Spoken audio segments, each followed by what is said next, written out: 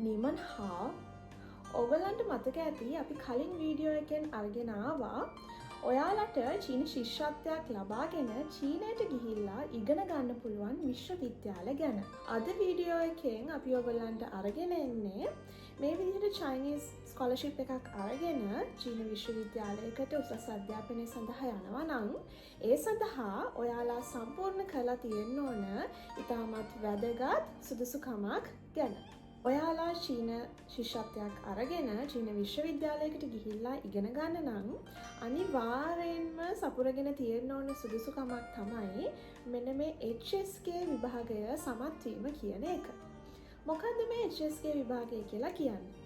HSK විභාගය කියලා කියන්නේ චීන භාෂාව ඉගෙන ගන්නා විදේශීය සිසුන්ගේ චීන භාෂා දැනුම මැනබැලීම සඳහා හන්බන් ආයතනය මගින් ජාත්‍යන්තර ප්‍රමිතියකින් යුතුව පවත්වනු ලබන විභාගයක්. මේ HSK විභාගය ලිඛිත සහ වාචික වශයෙන් කොටස් දෙකකින් පැවැත්වෙනවා. ලිඛිත විභාගය මට්ටම් 6කින් පැවැත්වෙනවා වගේම වාචික විභාගය මට්ටම් 3කින් පැවැත්වෙනවා. ලංකාවේ මෙන්න මේ HSK විභාගය පැවැත්වෙන ස්ථාන විදියට අපිට ගන්න පුළුවන් කොළඹ විශ්වවිද්‍යාලයේ කොන්ෆියසියස් ආයතනය, කැලණිය විශ්වවිද්‍යාලයේ කොන්ෆියසියස් ආයතනය සහ ලුම්බිනි කොන්ෆියසියස් ක්ලාස්රූම් යන ස්ථාන. බොහෝ දෙනෙක් අහන ප්‍රශ්නයක් තමයි මේ HSK විභාගය අනිවාර්යෙන්ම කරන්න ඕනද කියලා. ඔව්.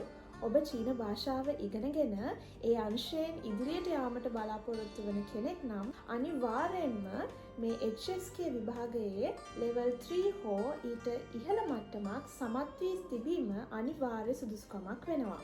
ඒ වගේම ඉදිරියේදී ඔබ චීන භාෂාව හා සම්බන්ධ ආයතනයක උසස් රැකියාවක් කිරීමට බලාපොරොත්තු වන කෙනෙක් නම් ඒ සඳහාත් මේ HSK විභාගය සමත් වී තිබීම අනිවාර්ය කරුණක් වෙනවා. අද වෙනකොට මේ HSK විභාගය ඉතාමත් තරඟකාරී විභාගයක් බවට පත් වෙලා තියෙනවා. මොකද චීන භාෂාව ඉගෙන ගන්න හැමෝම කැමති නොමිලේ ශිෂ්‍යත්වයක් ලබාගෙන චීන විශ්වවිද්‍යාලයක උසස් අධ්‍යාපනය ලබන්න වගේම චීන භාෂාව සම්බන්ධ ආයතනයක උසස් රැකියාවක් කරන්න. හැබැයි අපි මේ HSK විභාගයට හරි විදිහට සූදානම් වුණොත් ඔබටත් පුළුවන් එයින් ඉහළ සාමාර්ථයක් ලබා ගන්න. ඉතින් ඒ සඳහා ඔයාලට පුළුවන් මෙන්න මේ HSK විභාගය සඳහා තියෙන vocabulary list එක හොඳින් practice කරන්න. ඒ වගේම listening activities නිතර කරන්නත් පුළුවන්. ඊට අමතරව Chinese cartoons, videos වැනි දේවල් බලලත් අපේ දැනුම වර්ධනය කරගන්න පුළුවන්. ඊට අමතරව අපිට පුළුවන් mock test කරන්න.